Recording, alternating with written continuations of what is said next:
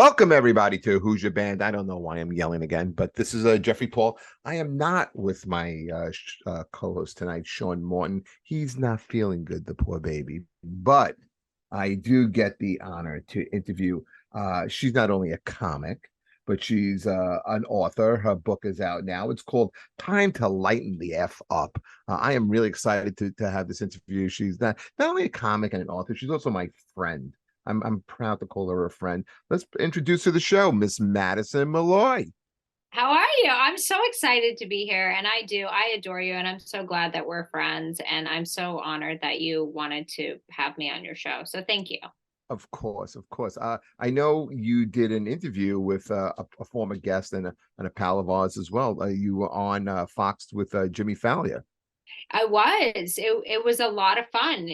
Those shows are a little bit different because it's like you come in for different segments. So you're there for like 15 minutes and then you're out. So it's a little bit different. But Jimmy's hilarious and it was so fun. And just to be able to be on that network was amazing.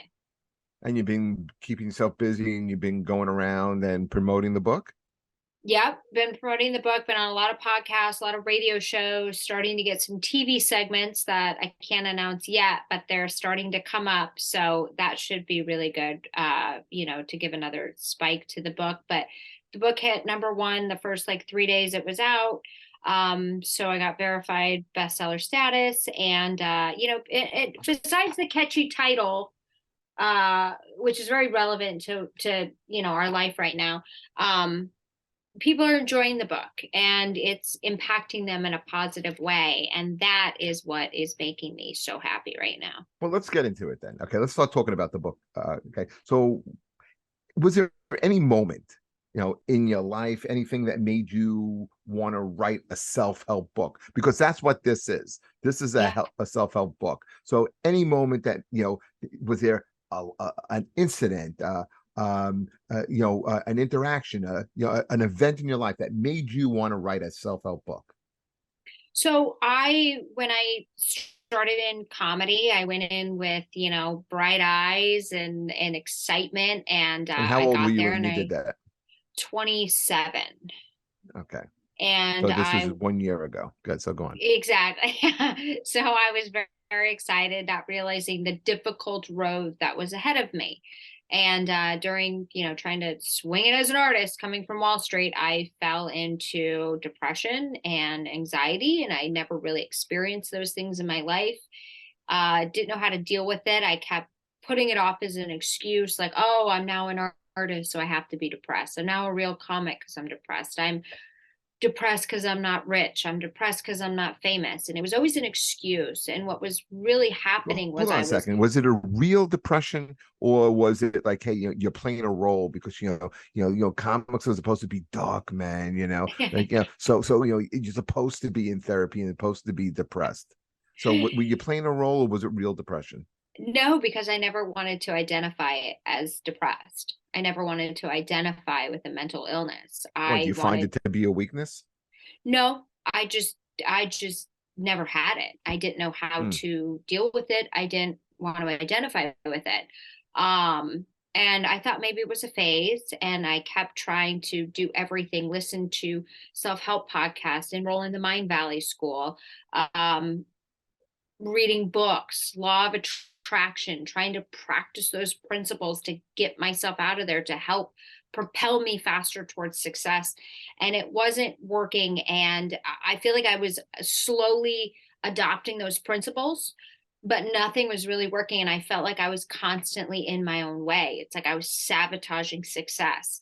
And I know it sounds crazy, but I think it's like a formula of everything that kind of came together. But what was the aha moment for Yeah, me right. that lifted the depression, the anxiety, the self doubt, the lack of confidence, low self esteem, all that stuff that was holding me back was when I started praying to God. And I would ask God at night, I would say to him this: God, please help me remove the obstacles and the struggles in my life. Please help me see the gifts that you've given me and to make this world a better place. Please help me not feel this way anymore. And I would say that prayer. And people tell me, what was it? What was that one thing that did it? It was prayer. And I didn't never prayed. Okay. I grew up in a Christian household.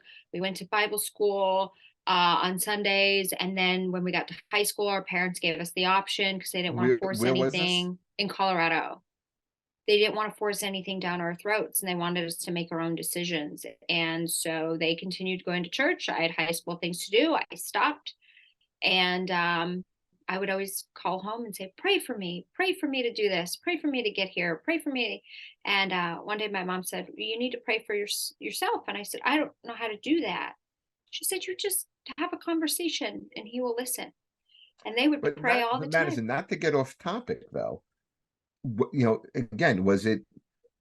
So is it fair to say it was a culmination of things that propelled you to write a book, or what was there an event? Was there something you saw? Was it something that all of a sudden was the spark that said, I have to write a book?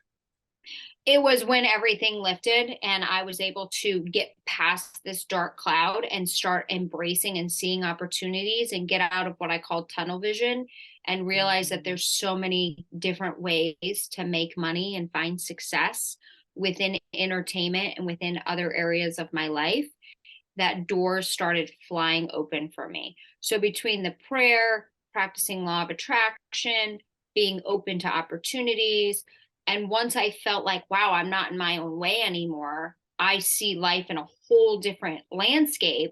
I'm not overcomplicating things. I got to write this book. I got to give this advice to the world because it is selfish for me to hold on to this shit. And so it was my mission, which is my purpose in life, is to inspire and bring joy to others. And I knew when this book dropped into my head that I had to do it. I always wanted to write some sort of book. I just didn't know what it would be. And it's like by the grace of God, this just dropped into my head. I started working on it. And then I prayed and said, show me the way to get things done in my life. And I jumped on a podcast. 3 days later, I was on a plane to Mexico at a mastermind with all these CEOs and these doctors. And one of the guys there was a CEO of a publishing house. And I showed him what I was working on. And by the time I got back from Mexico, 1 week later, I had a publishing deal. And 5 months later, the book hit the shelves. How do you go to Mexico and just walk up to a CEO? I mean, is this just fate? Is it just meant to be? I mean, how do you do that? Fate. It's fate. It was a Thursday. I was recording a podcast with a big speaker and coach. And when we got offline, he said, what are you doing next week? I think it would be helpful for you to come to this mastermind. It's a very intimate group. What is a 12 mastermind? to 13 pine. It's basically like high-end business people that are focused on one thing. So this was a conference, a Clint Arthur conference called Impact, Influence, and Income. And it was how to build your brand, kind of and create like a celebrity entrepreneur. So it's something right up your alley. Yes. And he goes, I think you need to come here. There's all these people from all different walks of life, very high up in their businesses. I'm going to give you a discount so I know you can afford it, and come. And you will spend a week in Mexico, unlimited food, unlimited drink, unlimited education and networking. And you're going to leave with great friends. You're going to feel better because we have health food. And of course, I'm thinking, well, what do I have next week? I've got to do this. And the excuses started pouring into my head of why I can't get to Mexico in 3 days. The plane tickets was over $1,000. And I thought on the other side of discomfort is where growth happens. And I felt very uncomfortable booking a trip 3 days later to Mexico. I didn't have a pedicure. I didn't have my highlights done. I think my bush was still intact from March. I was like, I don't have a wax, nothing. Was this going to be on public display for everybody, your bush? No, but you're going to be in Mexico. I just had laser. I couldn't be in the sun, like for my freckles. Everything was working against me. And I said, fuck it, I'm going. And that's a pretty courageous decision you made. And it was the best decision. That decision to get on that plane changed my entire life. So you said something before, and we're gonna get to the book in a second. And I was gonna save this for a little near the end, but are you a religious person? Were you do you know Mhm. you always a religious person? Yeah, I used to say I was spiritual because I felt that like I didn't want to exclude anyone. But as I really stepped in more to my faith, I realized that for me, I'm a Christian, but I talk about faith in a way where it's like you can identify with whatever faith you want. You just have to believe in something bigger than yourself. So whether it's the universe, God, whatever it is, for me, it's God. Um, they're there to guide you. And I am not ashamed. I am proud to be a Christian. I love spreading the word of God. I like to get up now, and when I leave my house and anything I do, I ask God to like work through me. And when I do that, I find myself in a more uplifted, just empowering attitude to where I know when I'm working, like have God working through me, that I have the ability to impact people's lives every day. And that's one of the things that I really like have realized, that confidence is such a big thing to success. And I talk about this in the book. Confidence, people are saying, do things that make you look good. Go to the gym, get the Botox, get the facials, get your hair, whatever it takes to be more confident. But what they're not talking about is the really deep inner confidence. And what I discovered is that one really powerful tool to build your confidence is to step in and realize how powerful you are. And you can do that by aiming to impact three people's lives in a positive way per day. And it's as simple as passing somebody, or you're at a Starbucks and you tell the Starbucks, "Hey, you're doing a really good job. Thanks for all the hard work." That's it. Hold the door for somebody, compliment them on their outfit, buy a coffee for somebody, throw $1 in a homeless person's cup. There's so many things you can do, but when you start doing that and aiming to positively impact three people per day, you will realize how powerful you are, and you will build your confidence Aren't these because you things that will we just do realize anyway? We hold the door for somebody. I always you say right, it's but you don't pay attention to it, that like these are things that really mean stuff to people, right? So like when you go to a coffee shop, you step up, you order your coffee, you give your money, you step out of line. That person, they're not working for a very high wage. They probably got people yelling at them. Maybe you could say to them, "Hey, I really like your smile. Nice eyes." I mean, maybe it's easier for me because I'm a girl. You no, might I be do. like, "Well, that's a little creepy." Madison is you know the place probably. There's a coffee shop right across from the comic strip.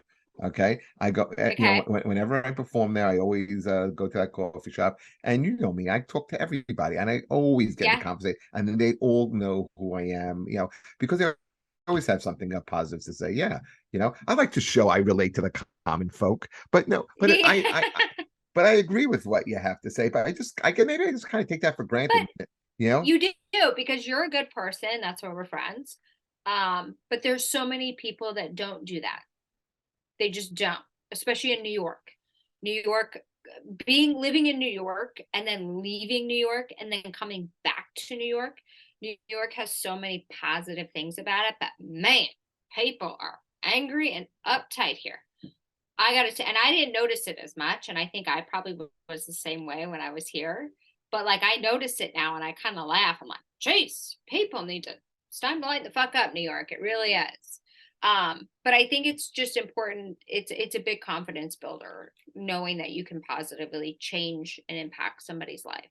Just a simple gesture. And that's why being kind is so important, especially in this like very divisive time in our lives. It is. I never kind of knew this side about you. So let me ask you this. I didn't. Behind all the cock jokes. Yeah, yeah, really. I gotta tell you, I told somebody I found out I had a former friend that was a scam artist, and I recently found this out. And I ran into a friend tonight, and he said to me, or somebody I knew, and said to me, "I'm so sorry, I was kind of rude to you, and I met you, but were finding out that your friend was a scam artist. And I'm like, I didn't know at that point. And they go, well, we thought maybe like he was also buying hookers at the same time. So when you came in and you were like, I'm TJ's friend, we didn't know if you were a hooker, you were a con man, like we didn't know. And I'm like, I had no idea. And so he's like, we were very kind of like standoffish to you. And I go, oh, I'm definitely not a hooker. I mean, I suck dick for free because I'm a Christian. You know what I mean? He We're gonna talk about amen. sucking dick in a bit. Trust me, because it God comes is up. not judgmental. No, and it comes up in the book, so it's not It does. it's not me trying to be a pervert here. I'm trying to quote the book accurately. Okay, but being a comic is a hard path, right? You know Oh, that there's a lot of rejection. When I spent July on the road, so I know there's a lot of loneliness. When I would come home for a day, I took my son with me on one of the trips because after a while, sometimes you appreciate your alone time, but after a while, it kind of gets you a little bit. So let me ask you this: because of just comedy itself and the path that is. Have you ever suffered any bouts of depression? because of comedy? Yeah, yeah, real depression because of comedy, not because it is fake thing, but like it really kind of gets to you. Yeah, The because rejection, because maybe I'm prejudging you a little bit here, okay, or I'm projecting. That's probably more accurate. But you know, I think growing up sometimes it seems like like high school was easy, college was fun, and then you get into the real world and you get into comedy and you're told no. Well, like you're not on the Tonight Show, you're not doing the A clubs or as many A clubs you'd like.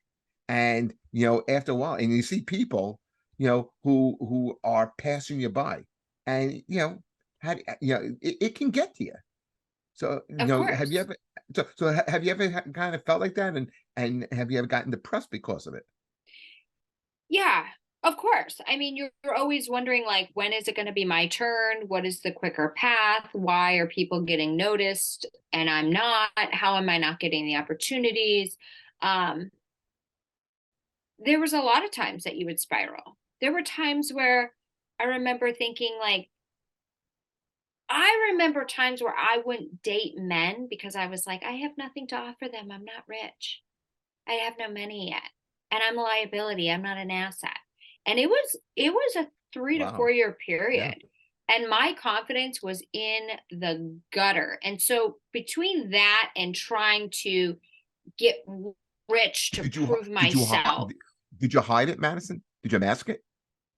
my depression. No, your confidence. Oh yeah, people used to tell me all the time, oh, you're so confident. But people Exactly. that That's the really, way really knew that's my me, point, because you always come off that way. You always come uh-huh, off as someone who knows what they want. They're always in control. Like, you never ever that I've known you, and I know you for almost yeah, 10 years now. yeah. Okay. You've never, I never knew that side of you. And that's why this book Mhm. is so revealing. Yeah, it really it's like my diary, right? Yeah. Well, let's You're talk. like, jeez. Well, let's talk about the book, okay? So, in the book, and just tell me if I say anything that is inaccurate about it, okay? So, in the book, you talk about not caring about what people think. All right. How do you or anyone really not care about what people think, especially as comics, because we all want and we all need validation. Yeah. So that obviously, when you say don't care what other people think, it is easier said than done. It constantly takes practice. It is something that you are constantly always going to have to do. But there's healthy caring, which is making sure you look appropriate, you smell good, you shower, you're presentable, you're polite. And then there's unhealthy caring, which goes into I'm not posting something, I'm not doing something, I'm not starting something that would improve my life because I'm afraid of what people will think. That's toxic. So when you start to write that, kind of write it down, and you start realizing like I'm holding myself back because I'm afraid of what people will think about me, that's when you know, okay, that's an unhealthy what can I do to pull past that?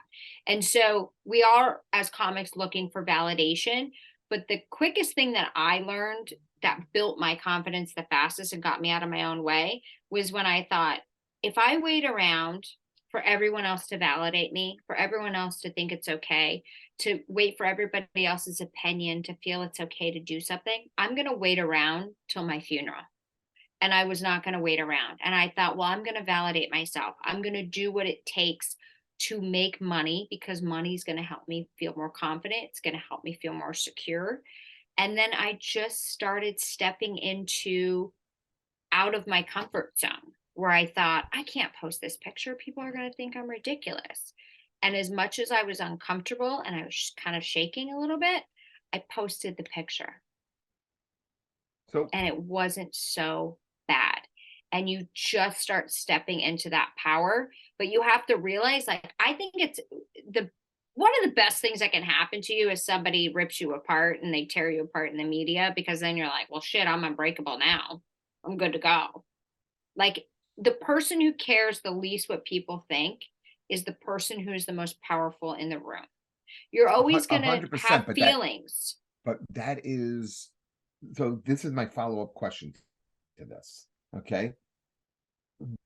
Like you're talking about things that 100% right. I mean, but that true meaning of really not caring, not having to psych yourself up to not care, but to truly Yeah. not care. So how does someone get to that point? Because if someone really does care, you can get what is known as vapor lock, where you're afraid, you overanalyze, you get into your Yeah. own head, and you wind up doing nothing. It's almost Yeah. Yeah. paralyzing. Okay, so what advice would you give someone who's listening to this show to get past that, to take the first step? What's the first step that someone can do to actually like not care and not get in their own way? So it starts with your confidence. The more confident you are, so doing nice things for people, affirmations, realizing, here's a really crazy thing that worked for me that built my confidence and made me really realize, okay, I'm glad that this just popped into my head because it's in the book. Okay. Think about your mortality. I Think do about all it. the time. Your death. Think about it. Okay. Think about your funeral. Think about laying in a hospital bed and it's over. That's it. That's it. It's done. And at any given day, it can be up for us. We're not guaranteed to live till 80 or 90 or 100. None of us are. Hey, Any Madison, day it's over. I don't know that. I just got hit And by that, I got hit by a car in April. yeah, right. Yeah. Like, it could have been lights out. But when you think about your mortality, so if you're somebody who's paralyzed going, I can't do that because I'm so scared of what these people think, start thinking about your funeral. Start thinking about your deathbed. Start thinking about the things that you're going to fucking regret. Are you going to care what they think when you're about to die? You're not. And realize that that could come at any moment. I like to say the two things, the most powerful things you can have at the forefront of your mind, are morality and mortality. Morality keeps you kind, mortality keeps you in check, meaning that you're going to take the risk that you need so you don't have regrets when it's too late. I think And that will get you the quickest way to say, am I going to care what Becky thinks if I die tomorrow? The chances are you're not. I think that's excellent advice, and I know it's Yeah. practical advice, and here's how I know that.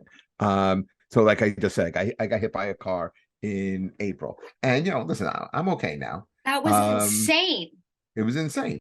I mean, like, listen, my shoulder still hurts. Ugh. This is in April, but listen, I'm here to talk about it.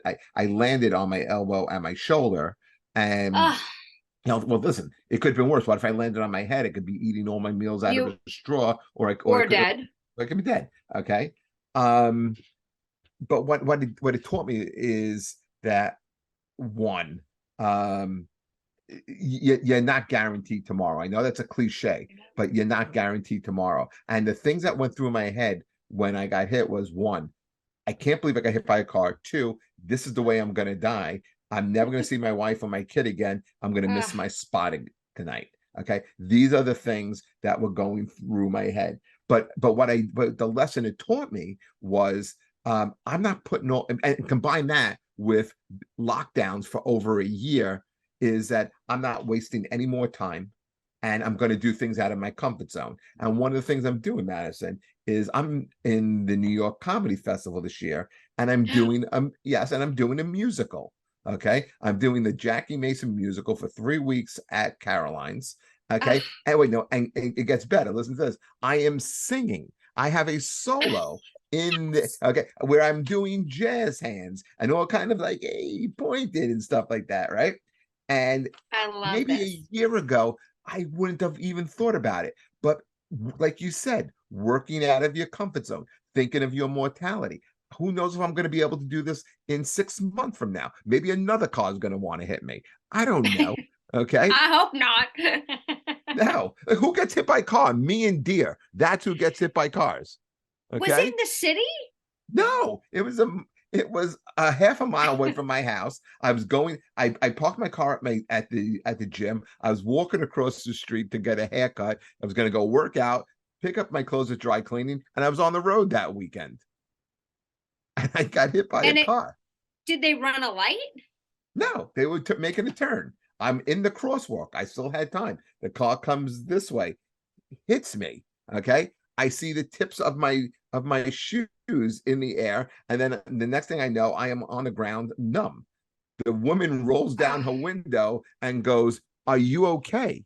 And as I'm spitting out pieces of my teeth and my stomach, okay, I go, Oh, "I think I need an ambulance." Okay, so somehow I get myself up because I'm in the middle of the street because I don't want to get hit by another car. Okay, because the first time it wasn't so good, yeah. and so and so I go to the Oh my sidewalk, God. and I collapse. The woman then pulls over. Now there's a crowd of people around me. I know I'm hurt, but I don't know how hurt I am. So I look at somebody, I go, "Do I look okay?" And the woman goes, "Oh God." Like all of a sudden, like I'm Rocky Dennis, right? So so now the woman now pulls her car over and goes, "I'm gonna leave, okay?" So this other woman goes, "You're not going anywhere. I just called the police. You have to stay." And since that, I've been going like for I go to chiropractic, I go for treatment every week, and just get myself Oh, stronger. poor thing. Yeah, I know. I need comfort. You Okay, do. so let's get back to you though. Okay. Your podcast, and we'll get back, is also about self-help, right? Hmm. Okay. So was there any guest or interview that inspired you to write the book? Well, Conversation with Clint Arthur was the guy who dragged me to Mexico. When I he told was the guy. him, yeah, so he's written books. He's one of the top speakers in the world. And he's the one that said, "You want to write a book, you want to speak, you should get to Mexico." So that was the most life changing podcast I ever had. I had great conversations with all my guests. Some were more impactful than others, but that was the podcast that changed my life. Okay. Um, Totally changed it. you also say in the book that your grandmother was like a very, very influential in your Yeah, life. Tell us about that. And if I'm not mistaken, again, she said something about golf. she did. Yeah. Okay. So my grandmother, I mean, she was, she scared the living shit out of me till she was about 79, 80. I was like, I don't know if I like this woman. She made me very nervous because you didn't want to piss her off. You just wanted to impress her. It was always this like this drive to be something. Was she But she would. successful in life? They didn't have like what you would call money making career. She was a phys ed teacher and a lacrosse coach, and then my grandfather was a scientist. So they had they weren't rich, but they had solid money skills, and they knew how to invest and save, and they retired multi millionaires with multiple homes, summer homes, winter homes, vacation homes, off a teacher salary and a scientist salary Because they because knew they what knew to how do to with save. they knew what to do with their Yes. money. And They they didn't were just put it in a always bank. talking. Yeah, they said you need to watch CNBC. you need to invest. You need to. I remember one day I was little and I put some salad dressing on my salad. And we were up at their lake house, the summer house, the lake house. And I put too much dressing on. And my grandmother said, no, no, you will measure that, or next time I am taking it out of your allowance and you will pay for that. Do you know what that costs? And I was like, holy shit. So But I you was so learn the value of a terrified. buck, though, Madison, right? I learned the value of wasting. I learned the value of how much things cost, that nothing's for free. Um, but yeah, they were constantly, and they were like, you got to play golf if you want business. Like they just they were hard asses, but they were very influential as far as like, you wanted to succeed for yourself, but there was this burning desire to succeed for them too. Like, I'm going to show them I can do it, you know? You are, They were great. yeah, you have a lot of depth there.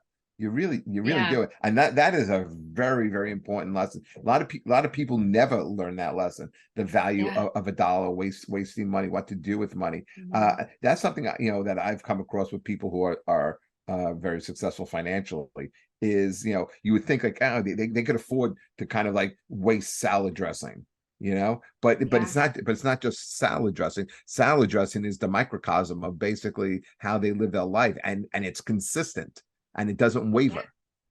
Right. You don't waste things. You use them, and I remember when my grandmother, unfortunately started to, she was falling into dementia and she couldn't get to the summer house anymore, which was very heartbreaking because it was her favorite place. And we would go up there and, we started cleaning stuff out, and it was so funny because her best friend came over who also had a summer house down the street, and you started seeing, like, you would go through and she's like, oh my gosh, these are the measuring cups that I got your mother for her wedding shower in 1945. She still had them. She's like, why do I buy new measuring cups? I got ones that I got when I was in college in 1945. I'm just going to use these. And they were in that house and she used them until we got rid of them in 2018. Now, was she a Christian? Was she a Calvinist? What was she? She was It a sounds like a Christian. Calvinist, right? Yeah, no, she was a Christian. She was just very smart with money. She laid all the floors in the house. She built them herself. She grabbed the stones so she could, help the firemen or the whoever, what are they called? The people, the masons build the fireplace. So she did a lot of the stuff when the first build was done. She drove the boat. She was the boating instructor at the lake. She drove the shuttle to the church on Sundays. There was an island where you'd go to church, and so you'd park. If people didn't have a boat, they would park at this place, and then they would take a pontoon boat. So she would drive the pontoon boat to get everybody to church on time, and it was like a Sunday service on an island. It was beautiful. But my favorite story was my grandmother. Because she was the New York State boating instructor, she would call people out if they were doing illegal things on the lake. Well, that's fine, except for when you're a teenager and there's hot boys and your grandmother sees them violating something and you're on the boat with her and now she's going to go pull their ass over. It's highly embarrassing. So one day she's like, oh, those kids on the jet skis don't have life jackets on. So here she goes, whoop, pulls right up to them, stops them, was like, excuse me, I'm Betty Hewell, and I'm the New York State boating What a perfect name for that job, too. Betty Yule. I'm the New York State boating instructor. My brother and I are like, kill us now, please, please, please. She's like, you need to have a life jacket on that. That is a watercraft, and you are required to have a life jacket. Where is your life jacket? You better go to shore or you bring back the life jacket. And they were like, yeah. So she was hysterical. And then she used to wake us up at like 6 a.m. because the lake was like glass. And we were in the Adirondacks. So it's also 45 degrees in at 6 a.m. in July because it's the mountains. So she would be like, oh, get up, it's glass, you're going skiing. And you didn't have a choice. You just like put your suit on and like jumped in the water. You're like, whatever you say. I really, we used to have a place up in Lake Wallenpaupack, which was a man-made lake up in Pennsylvania. That was Okay. our summer place. Yeah. Me and my we bought it, and me and my brother-in-laws put an extension on. We built the deck and everything. We had it for about 19, 20 years, and uh, after a while, it becomes a pain in the neck to take care of. Okay, Yeah. so but you sounds like your grandmother really taught you some important lessons, and Yeah. maybe it made you go into this field because you worked in finance for a Hmm. little bit. So finance and being a comedian, is there any parallels there? And if they are, what is it? Oh God, I don't know the parallels. Total opposites. I mean, one pays, one doesn't. At the beginning, but no, I think that like finance made you tough and aware and financially sound, like smart, aware, and then comedy gave you the balls to like not be scared of anything, like speaking in front of people, taking chances, but you were able to have the financial education behind you to where you could continue to survive on a lot less money and figure out what it was going to take if you wanted to make that happen. So I don't know if there was like parallels necessarily, maybe cocaine, but Well, it depends on the group. if it No, was I'm just kidding. if it was the 80s, and we don't want to give away your age, so Yeah, no, it we won't wasn't. go I was there. a baby. Okay, but it's like I think with you went into this comedy in your 20s. Okay. So were you doing finance at the same time and doing comedy at night? No, so I did Wall Street for like 2.5 years, and then the crisis happened, and we all got laid off. So that was a nice shove right out the door. Then I Gotcha. went to go try an e-commerce business because I knew I didn't want to work in corporate America. I was miserable. I was like, I can't work for the man or the woman. I just didn't want to work for somebody, and went to go try that. And there was several different factors that we didn't make it. And from there, I was like, well, this is failing. This is insane. Like, what do I do? I've totally screwed up. My Series 7 has expired. My 63 is expired. I'd have to retake it. Nobody's hiring on Wall Street. I've Oh, been so out for you three were years. so you worked in with stocks. You had taken your Series 7 and your Series 6. 63, yeah. Wow. I mean, and for people who don't realize, that's almost the equivalent of having a master's degree in finance. Well, yeah. It's like the license you need to trade because I was doing mortgage-backed securities, like fixed income bonds. See, So again, you had to have know that. you all this time. Didn't even know that about you. I didn't. I see my path is I went into comedy late because you know I never wanted to be poor. You know what I mean? It's like And that's why you went into comedy? no, I went Oh, once I was financially secure, I went into oh, comedy. gotcha. I Okay. never see, right from high school, I wanted to get into acting. I wanted to do stand up, Yeah. and my parents basically they hired Raquel Welch's personal assistant to talk me out of it. That Okay. is freaking hilarious. There was probably a smart move though, honestly, because sometimes I think it's like it's great to follow your dreams, and I'm glad that my parents were like emotionally supportive of what I wanted to do. But sometimes I wish I was like, you guys should have told me not to do that.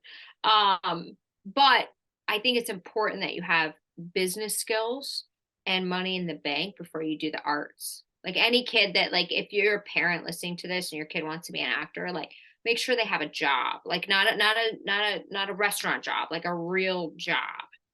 Like But I was before. around it because for Yeah. 19 years I did tours with the Stones. I did two with Springsteen, and I finished up with Journey in 2002. So Oh geez. I'd always been around it, but I was making money, but I wasn't performing. I was on the production end, Yeah. you know. Oh, But okay. I still had this creative side because I would constantly always be writing. And then I had friends that were comedians. I would kind of like, contribute and write, or they would say, hey, check this out. Can you punch it up a little bit? And then there comes a point in your life where you're like, if I don't do this, I'll regret it. And I think the one thing you don't want to have in life is regret. No. Because Regret like is what like you was awful. what you said earlier about being on your deathbed. No one ever is going to sit there and say, you know what, I probably should have worked a little bit more. I'm not taking that chance. Yeah, no, you're never gonna say that. And I like the fact that you brought up the deathbed thing again, because I think it's important, because even though I wrote like a self-help book, and I feel like I have wisdom and I have a lot of great advice to give, I'm also a human being.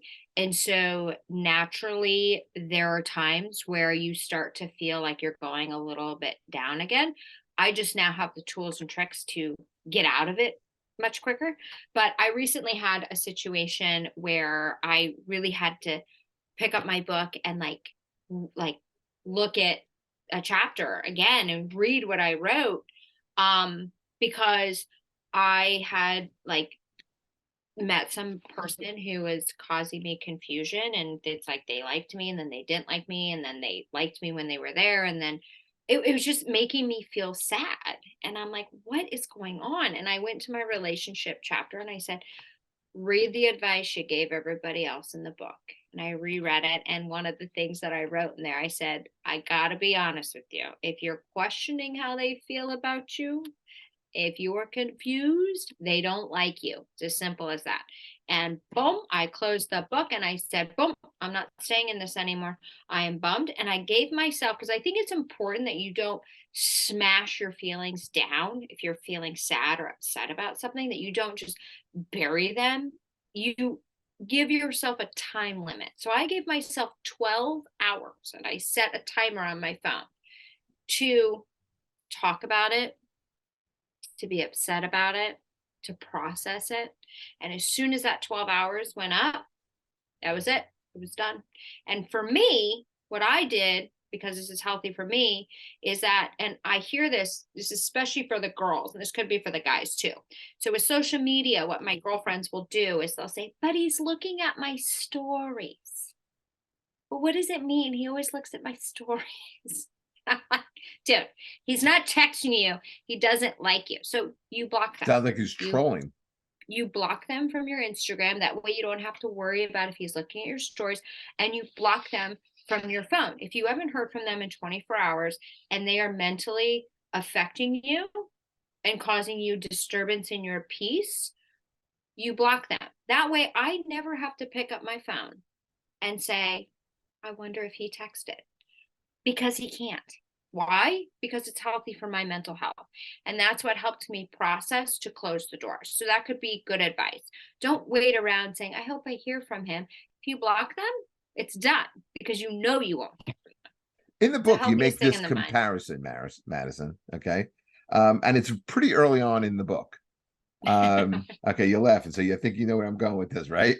You compare life to sucking dick. So my question is, told you we get around to this, right? Did your mom and dad read the book? Yes, they did. Okay, so they read the book, but I was in New York when they read it, so I wasn't with them when they read it. So I called. So I was talking to my dad one night, and he said, yeah, so I started reading your book. I'm on chapter 3. I only read to chapter 3. I'm gonna keep reading it." And I go, "Oh, so what do you think?" He goes, "It's very well done. It's very well written." But I think I had told them about how I feel like life is like sucking dick at a frat party, just hoping you're gonna get invited back the next time. It does. It feels like a chore. You're just like, did I suck it hard enough? Am I good enough? Like, that's what it feels like. And I wanted to say that because everybody thinks it, but they're not going to say it. And I said, well, fuck it, I'm going to put it in a book then. And it's going to be forever imprinted in their minds. Well, I think you're applying what you said earlier on in the interview, is that you don't give a shit what people think. Some people may be and then there are some people who are going to say, you know what, totally kind of relate to it. Either way, doesn't Yeah. make a difference. You put it out there, you feel good about it, and that's all that matters. Yeah, exactly. Here's the thing. Here's the reality check. 50% of the people are going to like you. 50% of the people are not going to like you. So what are you going to do? Live your You have whole no life control over it. trying to apply to the 50% that don't like you? Or are you just going to do with the 50%? So I know that this book is helping people and changing people's lives. It's not for everybody, but like, I know that my dad's sister did not read this book, but my dad's sister doesn't support anything I do. So that's fine. She doesn't support anything he does either. So, and she's not listening to this podcast, so I can talk shit about her because it doesn't matter. So she's not reading it. She didn't even like any of my my What's her social name? media I'll send her posts. a link to this. Yeah, right. Barbara. Not my mom. My mom's sister is amazing. She's very, very supportive. It's my dad's sister. But none of my cousins, like on my dad's side, on my mom's side, they all bought the book, shared it. But my dad's side's a little more prude. But I think it's because they were avid readers and they were like, we're the scholars, we're the studious ones. And one's a librarian, and like I'm the only one in the family that actually wrote a book. So maybe they're just jealous. Speaking of writing a book, what's the Who actual? knows? They need to lighten the fuck up though, I'll tell you that much They right now. do.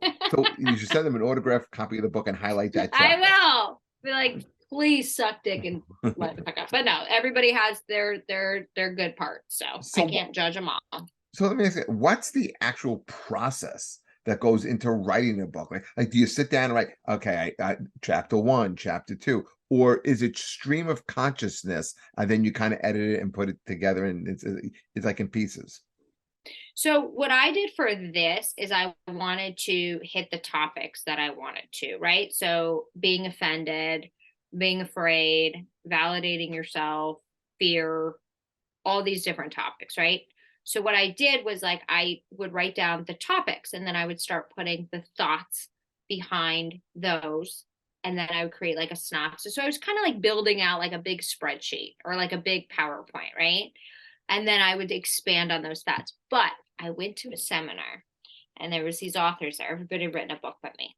And I learned something and I'm going to share this with you. Best thing I ever learned. Changed my life.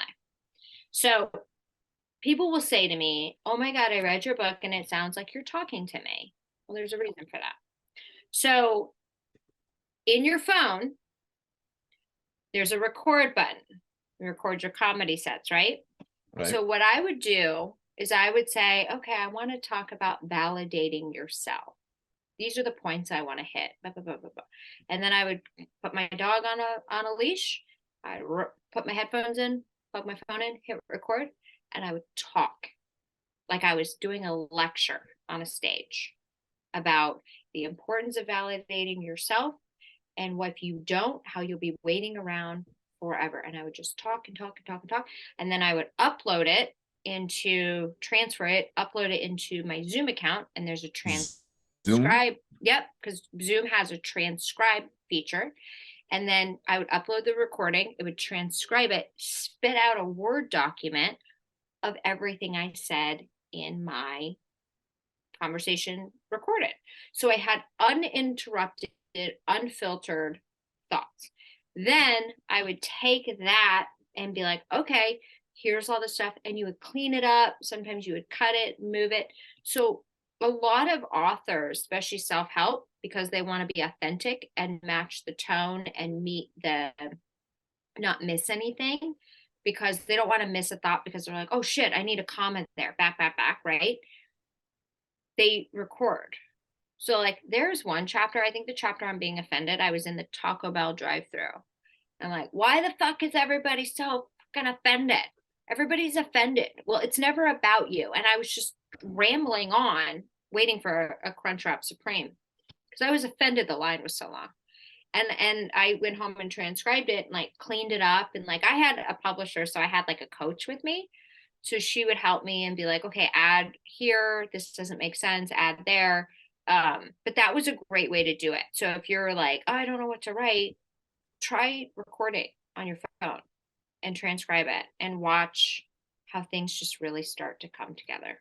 So that's my secret of the day. Did you talk to other authors about writing a book?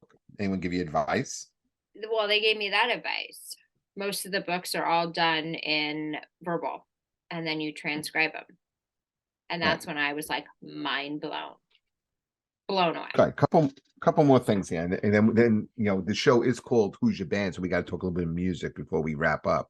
But yeah, talking about something earlier on, I am always fascinated about depression. Sometimes I kind of battle it a little bit myself. Can depression or mood be medically related? Yes. Of course. Obviously, depression can be directly related to your serotonin levels in your brain.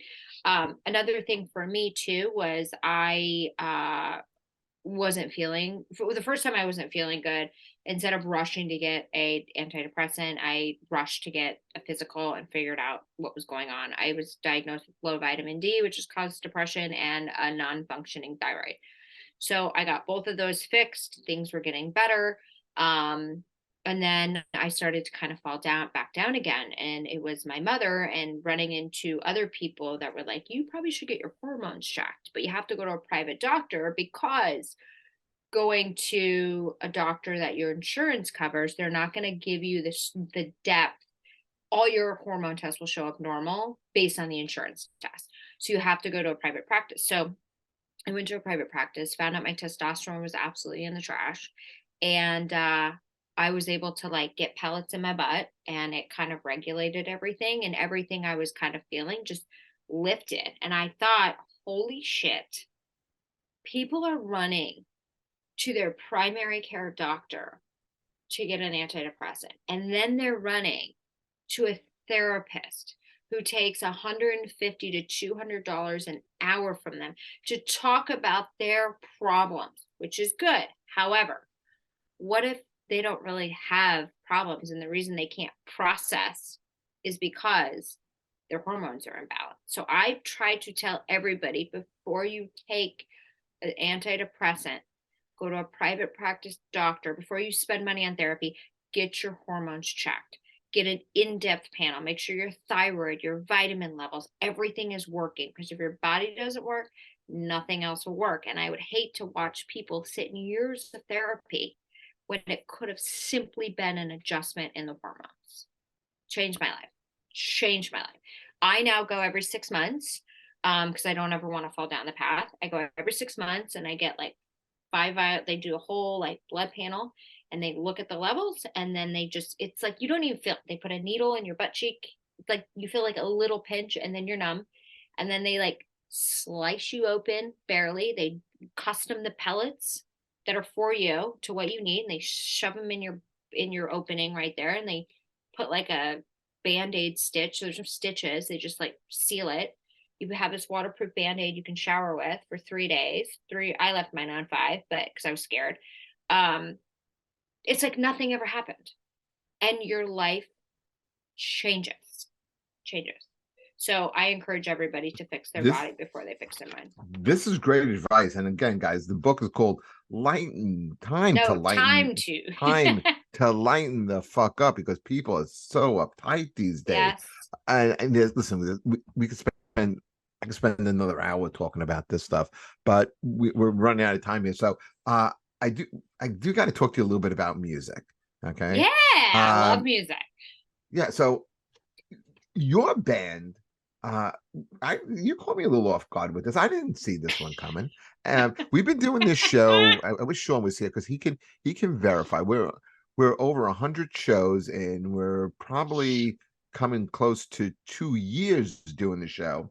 No one has ever brought Motley Crue up. How you get into Motley Crue? I had an older brother that listened to Motley Crue, and I just like really got into it, and I just loved the songs. And but a funny story about Motley Crue was one of my favorite songs by them when I was like in high school was Same Old Situation. I just like the beat. I like the words. I just like the song, right? I wasn't really listening to the meaning. And then I got to go to after college, I got an opportunity to go to a Motley Crue concert. And they came on stage and to sing my favorite song, Same Old Situation. And I quickly realized what the song was about when they brought 2 lesbians out that were banging each other with dildos. And I was like, oh, that's what the Same Old Situation means. Here I was just jamming away. But I love the girls song, because I like spent a lot of time at strip clubs in my day, like never worked there, just spectated and spent money. I don't know. I just thought it was cool. It was like, I always did things. I'm like, do it for the story. So I've been in more titty bars than any woman that hasn't worked there. Madison, December 1st, if you're still in the New York area, you know Matt Bridgestone? I will be. Yeah, Okay. I know Okay. Matt.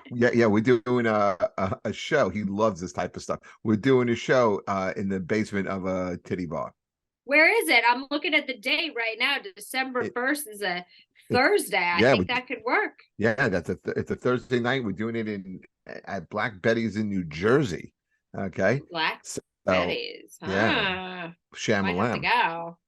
If if I had to put you on the spot and it said, give me a top five Motley Crue songs, what can you do? God, I don't know if I can do top five. I can't even think right now. Same old situation. Girls, girls, girls. Doctor Feel Good. Great intro to Dr. Feelgood. Probably one of the best Doctor intros of Feel any. Good. God, I can't think of the other ones right now. I was gonna pull up my playlist. Because I'm I a was gonna. I love Motley Crue. I saw them over the summer. Oh, They played on the stadium Wild tour. Side and Kickstart My Heart. Okay, Oh, so see if we're sing them doing all. this list, and I wish Sean was here because we love doing lists. Um, Me and you would have one repeat. For me, it would just have been Wild Side. I'm gonna say if I had to go number one for me, it would be Primal Scream. You know, Oh yeah, I that was forgot off about of that. Decade of Decadence. It's not off of an original album. It's off of the greatest hits. Yeah, But it really shows what a great guitarist Mick Mars is because it's got like that yeah, slide to it and it has that like that yeah, funky intro and that funky riff, which I yeah. love. I love like one of the more modern, more the newer Motley Crue songs would probably be like Saints of Los Angeles. I thought I don't was think I've heard really that one. I've got to check that out. oh, it's so good. You should go on YouTube. They did it on Kimmel, and they just blow the place up. It's really good. Wait, is it Um, like a new song like today? came out Like, came out in like 2013, I want to say. Maybe, oh, okay, maybe okay, okay. slightly earlier than that. But You I'm threw saying me for off Motley with Crue, Kimmel. yeah. And then like you go back to the first album, like a song like Live Wire. I Yeah, still love. yeah, Um, I love Don't Go Away Mad, Just Go Away.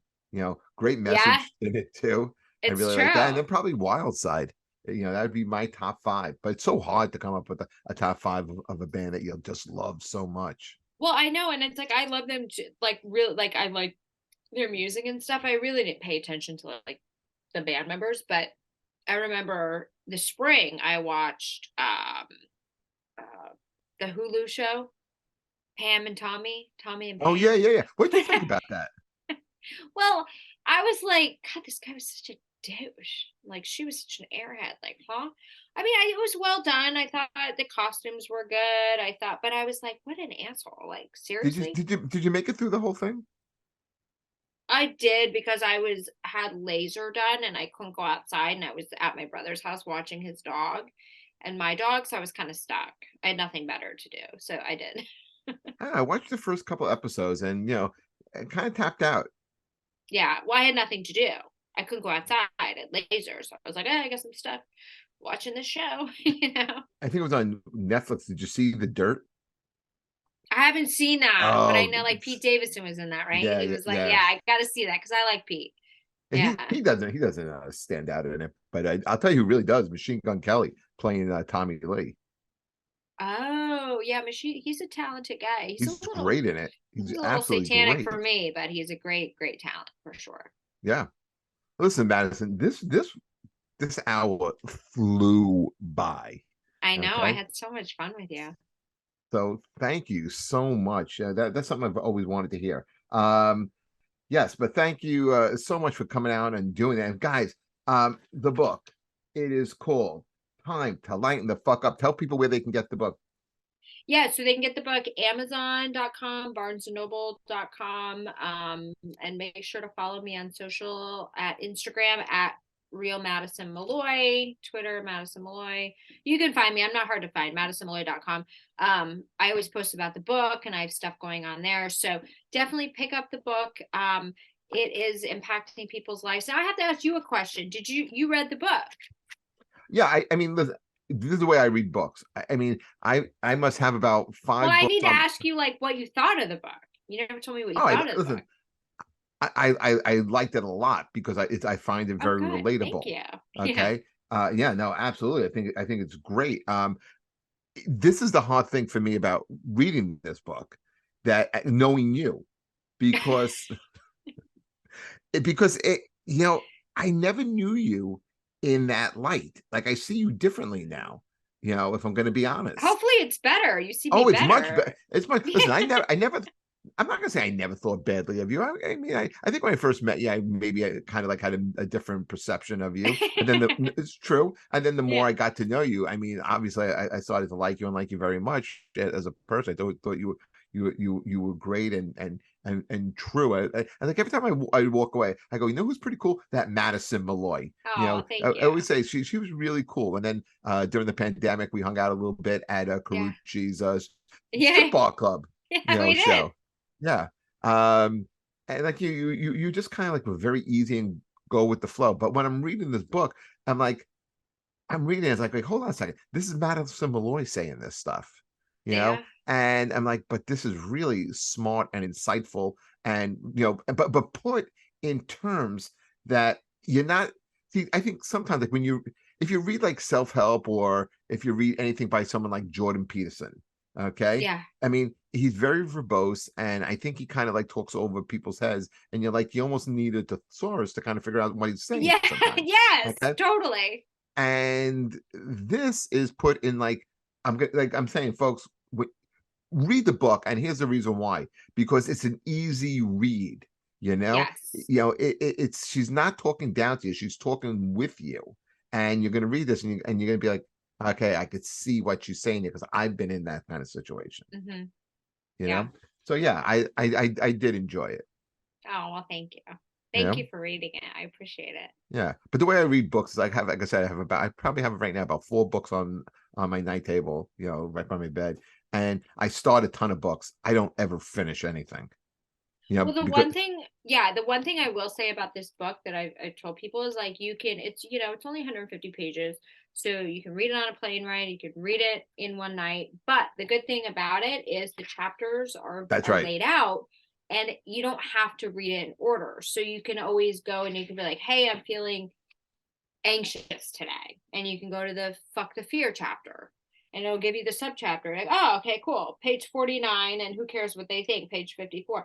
I'm going to reread that to give me that extra boost for the day. So it's almost like you can use it as like a guide for you, to where Could you're like, someone walk in, I don't want to be offended, okay, go into could, that chapter. So could it's not, someone you don't have to read it in order. could someone walk into a bookstore and buy it? I don't know if it, okay, so there's a whole thing. You'll learn so much about books when you write a book. Holy shit. So there's a whole thing with like bookstores. So you want like, some will go into bookstores, but like when you go into a Barnes and Noble, you have to do a thing where like you ship them out, you pay for them, and then you ship them, and then they put them on the store, and then they'll try to sell them. And if they don't sell them within a certain time frame, then they ship the books back to you. But here's the thing: they have 90 days to pay you, and then another 45 days to like have the check sent. So you basically like, you don't make any money at the stores. You really don't. You're just there for show. So it's better to actually sell online. Some of these will be in the stores. You can go into a Barnes and Noble, and if you say I want this book, it'll show up in the store. But online's better, because then you don't have to like wait the 60 days for the inventory. It's a whole shit show when you go to the bookstores. I didn't realize that. It's like they say, if you're a widget producer, let's say like I make these pads, right? And I like the best pads you've ever had in your life. They always say, as a product manufacturer, the best and worst day of your life is when Walmart calls. Because they will order so much, they will literally make you like bankrupt, and then they will wait 90 days to pay you. You're like, how am I going to float this capital for 90 days? So it's the best and the worst day. But that's the book business. Madison Malloy. The book is called Time to Lighten the Fuck Up. Guys, go out and check it out. Madison, thank you so much for coming on the show. We Oh, really appreciate it. thank you. You're amazing. I love Thank this. you. This was great. Now I'm gonna go night night. Yes. We will be back next week, and I think we're going to have another author on this show. I'm not sure, but guys, check us out We are on everything. Continue to subscribe. Keep the numbers growing, and we will catch you next time. Madison, thank you so much. We are out. Take care, everybody. Thank you. Bye, Madison. Bye.